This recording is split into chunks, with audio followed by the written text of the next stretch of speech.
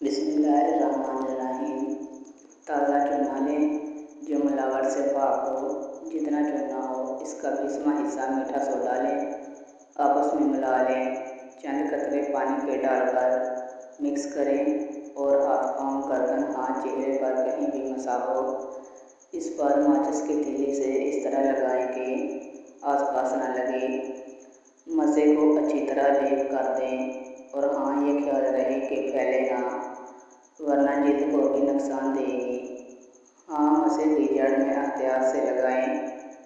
लगाने के फौरी बाद हल्की हल्की सी जलन शुरू हो जाएगी, जिसे बर्दाश्त करना होगा।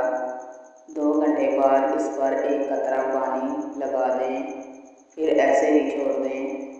मसा 1-2 दिन में ख़त्म हो जाएगा। फिर इस जगह खरंड बन जाता है, उसे खुद से नहीं उतारना, ये खुद ही उतर जाएगा।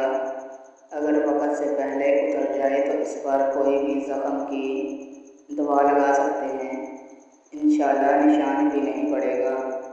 ये मेरा अपना आज़मूदा है और कई लोगों को खुद लगाया है। नोट: शुगर के मरीज़ एहतियात करें। दूसरा बेहतरीन तरीका ये है, जिस्म के किसी भी हिस्से से मसे को निकालने के लिए बेकिंग सोडा, खाने का मीठा सोडा और कस्टर्ड ऑयल का तेल है।